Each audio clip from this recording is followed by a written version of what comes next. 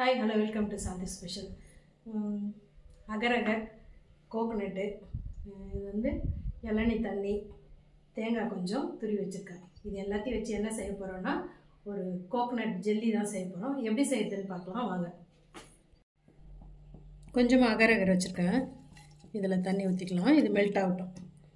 இங்கே வந்து இளநீ தண்ணி வச்சுருக்கேன். இளநீர் வச்சுருக்கேன். கொஞ்சம் துருவி வச்சுருக்கேன். இது வந்து அரைக்கிறதுக்கு நான் போய் இதை அரைச்சிட்டு வந்துடுறேன்.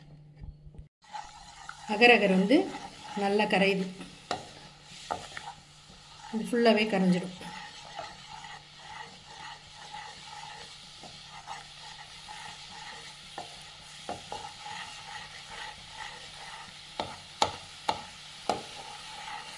அவ்வளோதான். இது நல்லா கரைஞ்சிடுச்சு.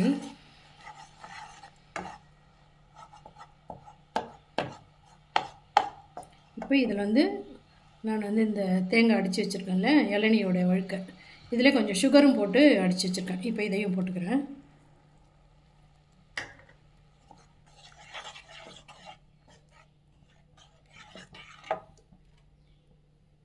இது கூடவே இந்த இளநீ வச்சுருக்கேன்.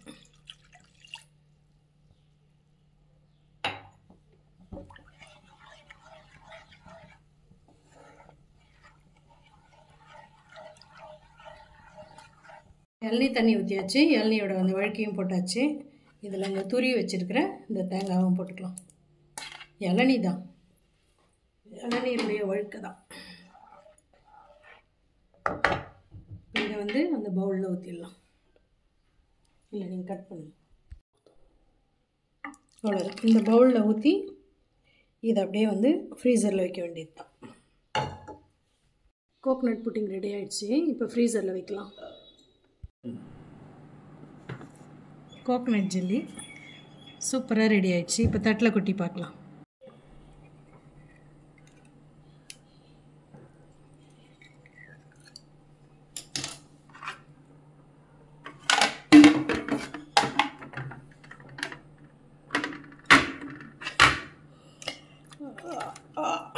சூப்பர்.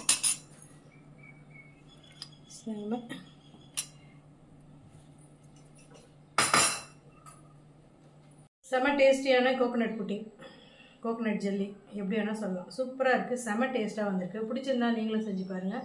தேங்க்யூ.